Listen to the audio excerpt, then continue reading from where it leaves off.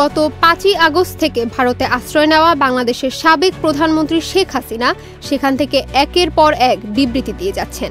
এ প্রসঙ্গে কথা বলতে গিয়ে নিউজ টাইমের বর্ষিয়ান সাংবাদিক দীনেশ কে ভোরা প্রশ্ন তুলেছেন, অন্য দেশে আশ্রয় নিয়ে থাকা এক ব্যক্তি কিভাবে বিবৃতি দিতে পারেন?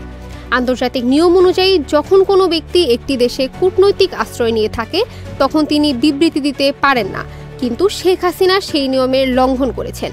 ভোরার মতে শেখ হাসিনা যা বলছেন তা আসলে মোদি সরকারের শিখিয়ে দেওয়া বুলি। মোদি সরকার আসলে শেখ হাসিনার কাঁধে বন্দুক রেখে নিজেদের কথাই বলে নিতে চাইছেন। ভোরার মতে এই প্রবণতা আসলে আগুন নিয়ে খেলার সমান, আত্মঘাতী পদক্ষেপের সঙ্গে তুলনীয়। এর আগে নেপালের সঙ্গেও এমন আচরণ করেছেন ভারতের মোদি সরকার। নেপালের সংবিধানে নাক গলিয়ে পার্বত্য রাষ্ট্রের সঙ্গে দূরত্ব তৈরি করে ভারত। এদিকে ভারত শেখ হাসিনাকে এতটাই ক্ষমতা দিয়ে রেখেছে যে তিনি ভারতে বসে বাংলাদেশ সম্পর্কে বিরূপ মন্তব্য করে যাচ্ছেন। হাসিনাকে এখনই না থামালে দুদেশের সম্পর্ক আরও তলানিতে গিয়ে ঠেকবে বলে মনে করেন সাংবাদিক ভোরা। মালদ্বীপ, নেপাল, ভুটানের মতো একই ভুল বাংলাদেশের সাথে করছে ভারত। নিজেকে বিশ্বগুরু প্রতিপন্ন করার লক্ষ্যে আসলে আগুন নিয়ে খেলছে ভারতের মোদি সরকার।